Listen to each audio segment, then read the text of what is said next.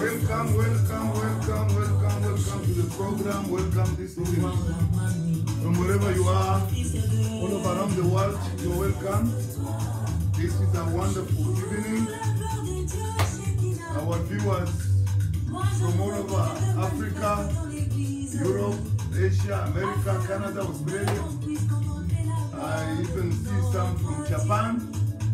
You're welcome to the program. People from Germany, welcome to the program. People from Paris, welcome to the program. All over the world of Africa, welcome to the program. I see people from Nigeria, even Algeria, following, welcome to the program. So today is a wonderful day. I want us to continue with our teachings. I remember we stopped here part number 5 of Brittle Faith. So now, today we are tackling part number 6 of Brittle Faith for people following from DRC Congo, Goma especially, speaking Kiswahili. Karibu sana, leo tunaongea kuhusu la foi brutale. La foi brutale manake ni imani ambayo inahamisha milima, imani inateremsha mbingu, imani inabadilisha mambo, imani inakupatia ushuhuda. Na hiyo ndio mambo tunapenda kuongea jioni ya leo. So tumepata kitabu ya Exodus ama Exode chapitre 33, chapter 33 from verse number 20 to 23. Exodus chapter 33 verses 20 down to 33.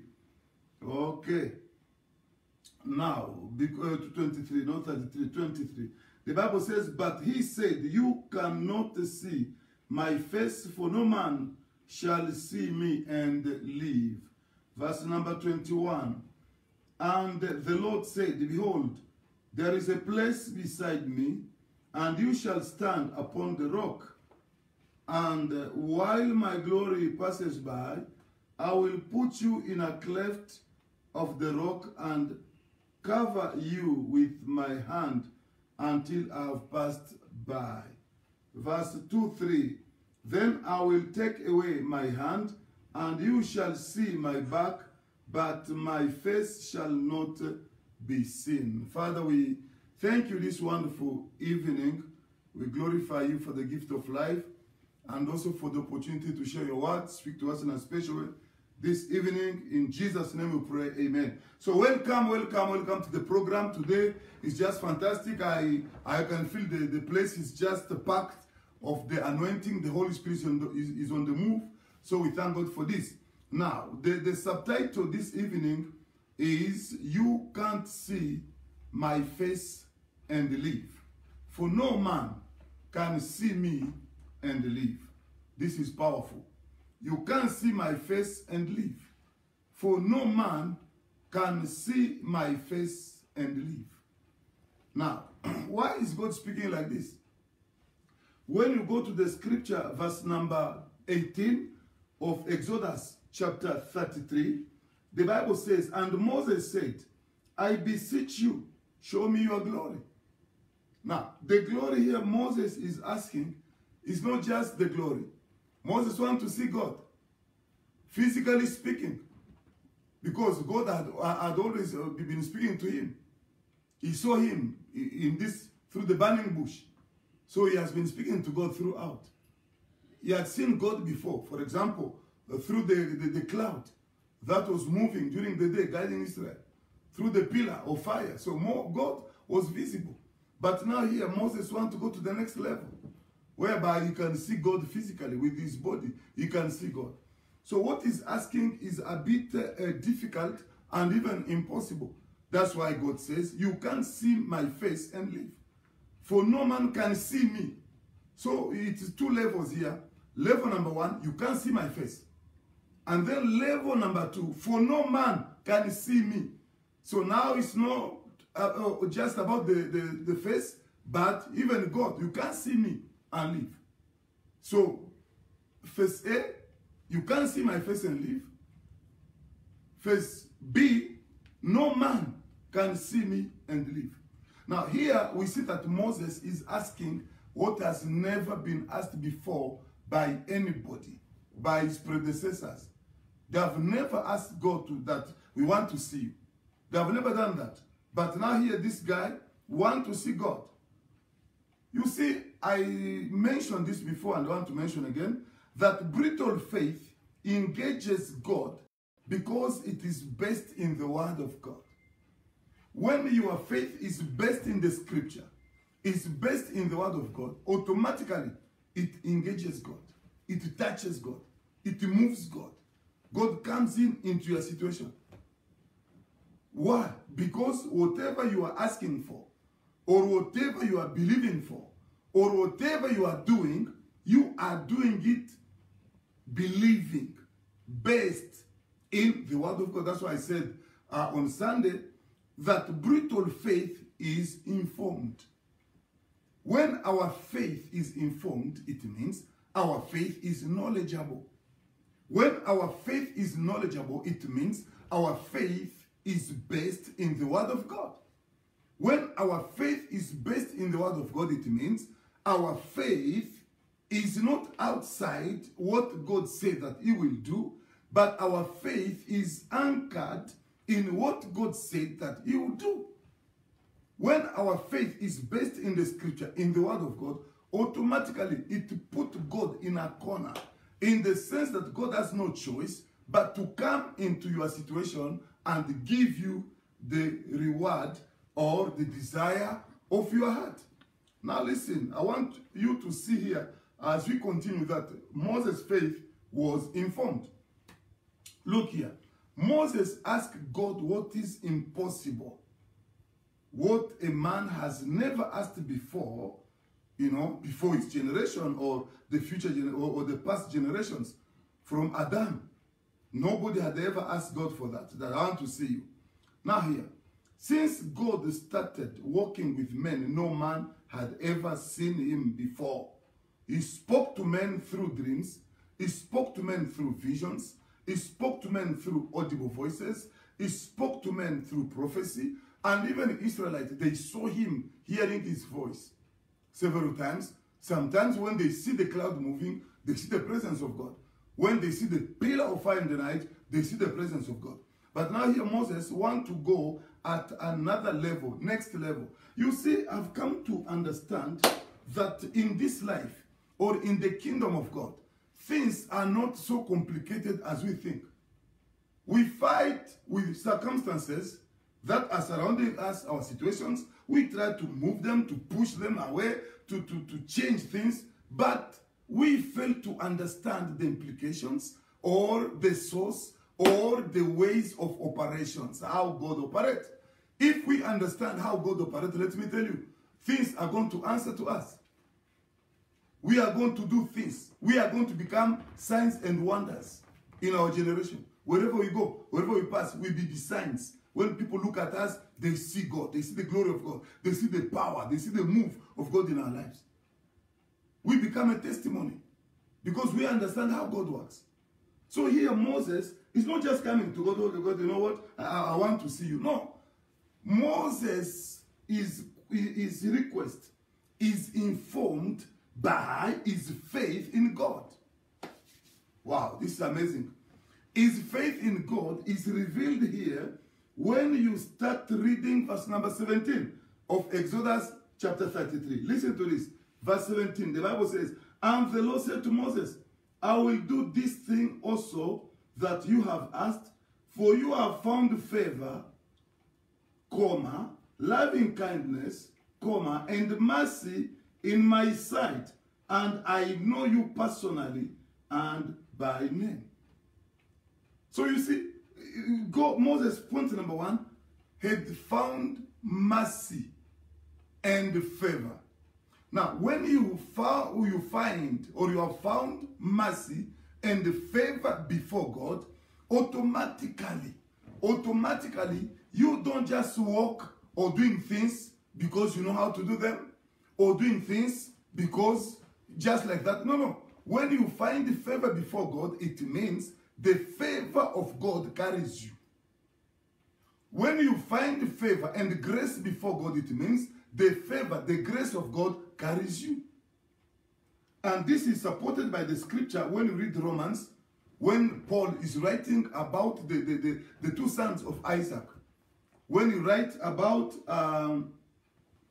Jacob and Esau.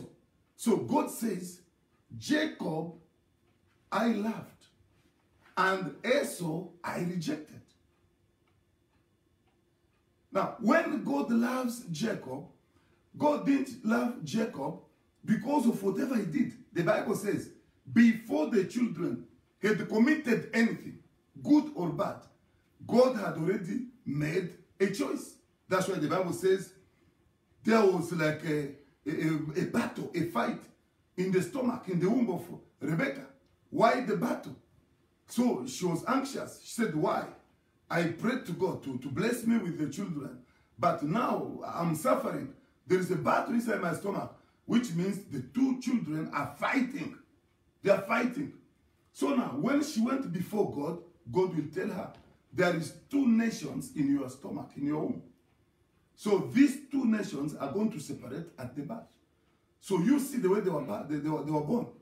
That Esau came first, and Jacob came second, holding the heel of his own brother.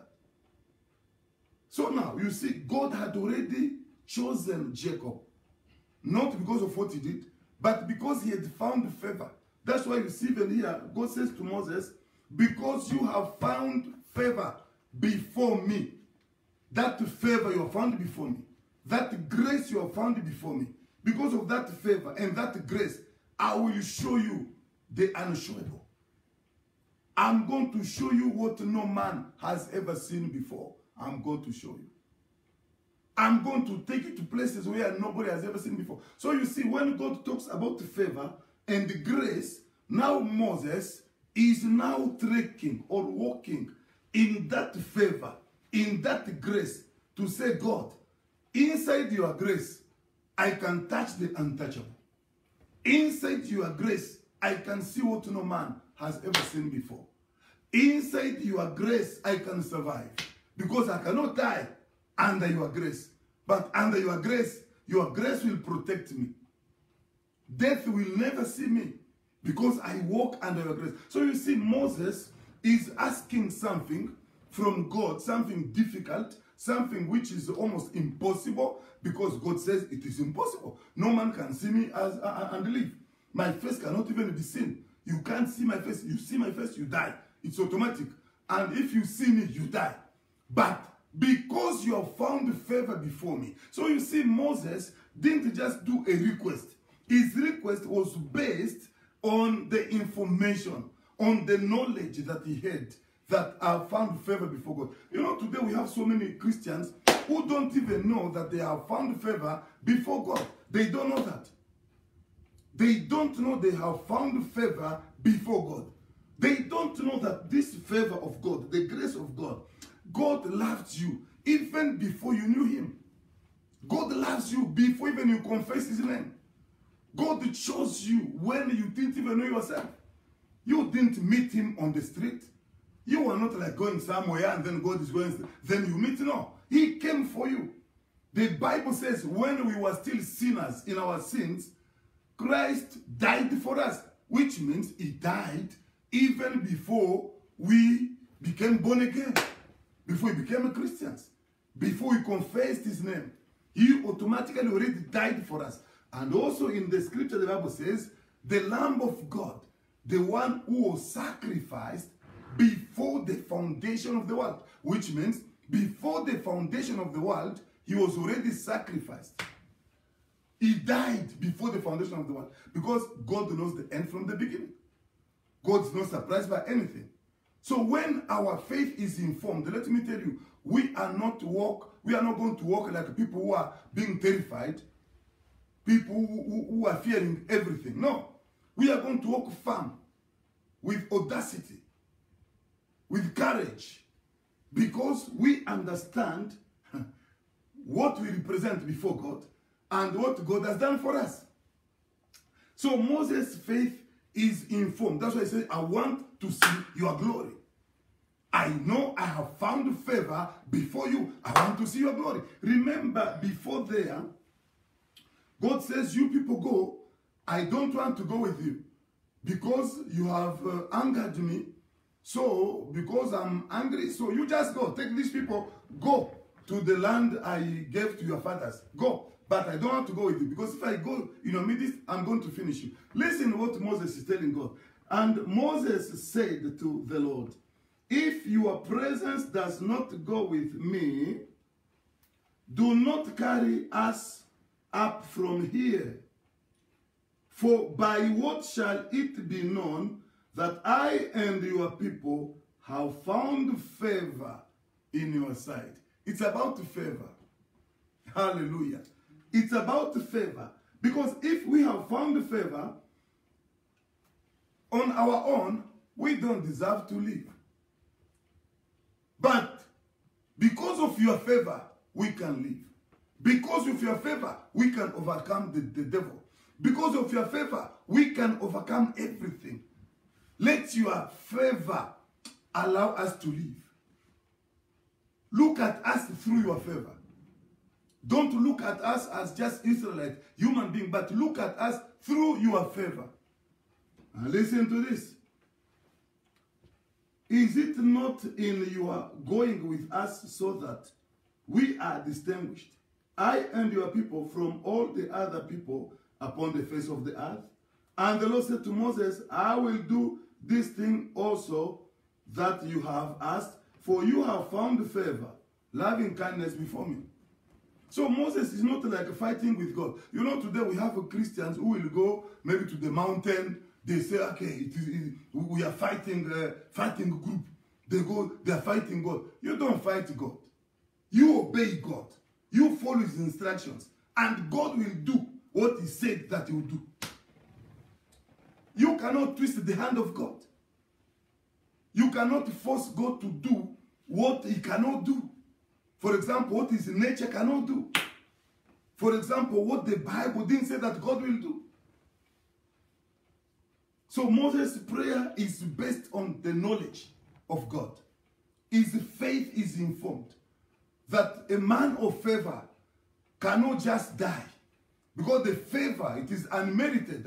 I don't deserve whatever I'm asking from God. But because of favor, God will give me what I'm asking. By my own, I don't deserve it. By my own, I can't get it. But by his favor, God will give it to me. By his favor, I'm going to receive it. By his favor, I will conquer. I will overcome my enemies. By his favor, I will enter heaven. Hallelujah. I'm not entering heaven because of whatever I did. I will enter by his favor because I found favor before God. Now, when you get this kind of understanding, let me tell you, you are now entering in what we call brittle faith. There is nothing that grace cannot give. There is nothing that favor cannot give. Now listen to what the Bible says. Point number 3. Brittle faith does not fight God to get things, but infiltrate God's camp, God's stores, God's territory with ease and flexibility through wisdom and the knowledge of the Word of God. I repeat again. Brittle faith does not fight God to get the things it wants, but infiltrate God's camp, God's stores, God's territory with ease and flexibility through wisdom and the knowledge of God. You don't receive things from God by force. You don't bend the hand of God to serve you by force. God listens to his word. When the word speaks, God listens. And this is powerful. God is a slave to himself. God is a slave to himself. Not to any other, but to himself. When his word speaks, God listens. He listens his word. Remember, the Bible says, my people are destroyed because of lack of knowledge. When people lack knowledge, they think they can come before God. God is their uncle. God is like their child. They can just come and twist him, turn him around, do whatever they want to do. No, it doesn't work that way. You need to know the word of God. Have the content. Have faith that is based in the content. Faith that is based on the spoken word of God. Faith that is based on the written word of God. So faith, when it is informed, it gives you energy. When your faith is informed, it gives you audacity. When your faith is informed, it equips you to receive from God. When your faith is informed, it shows you even the way how to approach God. When your faith is informed, you go before God. You approach him with confidence because he is your God. You don't go there shaking. Whatever you ask from God, you believe it is done and you receive it. Amen. That is why it is very important to have faith that is informed. Moses could ask things that are impossible, things that are powerful. Try to imagine there are people here who are praying to get just healed from a small sickness. And the person will shake and shake and shake and shake, maybe pray for 10 years to just get healed to a small sickness. Do you know why? Because our faith is not informed. It's not grounded. We come before God with doubt. You know, you pray and then you doubt.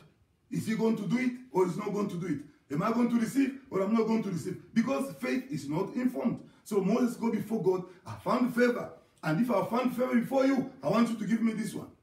Under your grace, I can get this one. Under your favor, I can get this one. Now God will say, okay, I know to see me it is impossible. You cannot see me and survive. But listen, there is a place beside me. And that place, Moses had never seen it before. People who lived before Moses, from generation to generation, they have never known that there is a place beside God where you can enter and see the impossible. They never knew that there is a place before God where you can enter and be transformed. They never knew that there is a place beside God where you can enter and you become a wonder in your generation. Hallelujah. The Bible says when Moses came from the mountain, he's shining. His face is shining. You can look at people. It's like a sun. It's like the bright is just too much. The brightness is too much. So now Moses had to take something like maybe a cloth to cover himself so that he can speak to the Israelites. Because the brightness is too much. People cannot fix at him. They can look at him. When he came, they're running away. There is a place beside God. It is in that place where you can enter and then your life is transformed. There is a place beside God. And that is that place you can enter and you become a sign to your generation.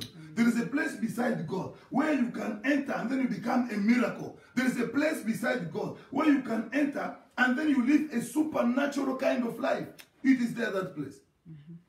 And Moses entered into that place.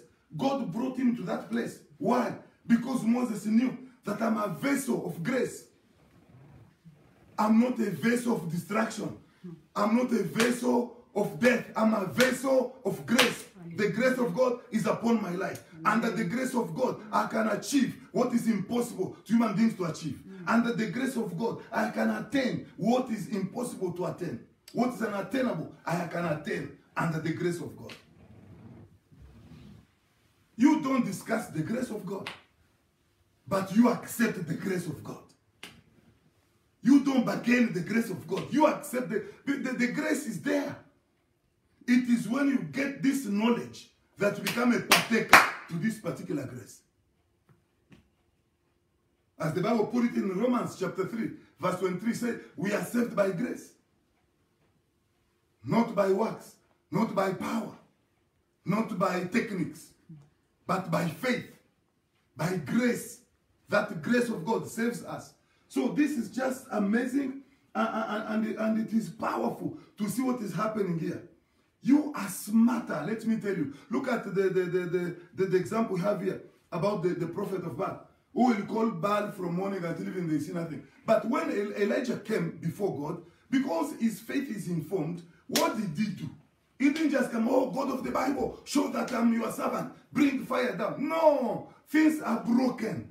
Your faith, when it is informed, it will show you how to walk before God. When your faith is informed, it will show you how God operates. When your faith is informed, It will guide your steps. When Elijah came, after the prophet of Baal have failed to bring fire from the sky, when he came, what did he do? He didn't start with fire. He said, bring me 12 stones. They brought him 12 stones. Why 12 stones? This is information. You shall know the truth, and the truth shall set you free. When you know the truth, you're not a captive. When you know the truth, you're not a slave. When you know the truth, you become fantastic, powerful.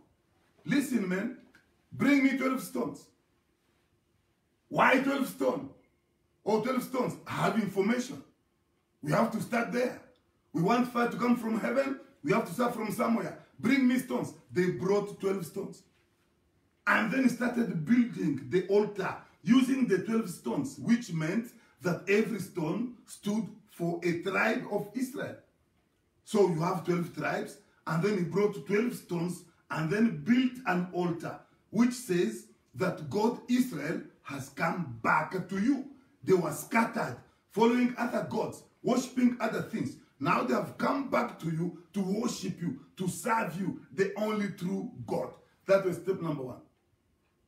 And then step number 2 was now to bring the sacrifice, the offering, and then meat. They put cow, they cut it in pieces, put on the altar. And then after that, not only that, bring water.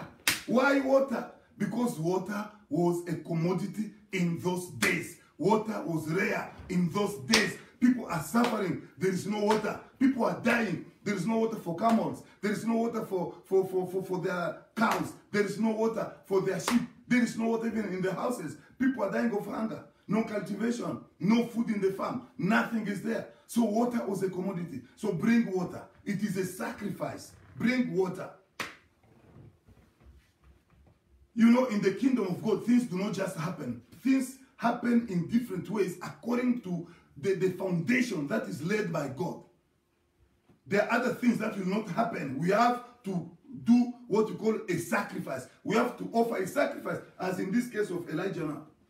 Today, when people hear about sacrifice, they get what you call demangeaison. They start shaking. Oh, sacrifice. Why sacrifice? Listen, the kingdom of God is a kingdom of sacrifices. Bring water. Oh, we are suffering. We are looking for water. We don't have it. You shall bring water. So they brought water, started pouring on the altar. The Bible says the whole altar became wet with water. And then he said the trenches, because they had also dug the trenches, water went into the trenches and filled all the trenches. So every place is watery. Water is all over. Whatever that was like rare, whatever that was not there, is now all over there. And then he went and said, let it be known that you are God. Let it be known today that you are calling back your people to yourself. God, answer me.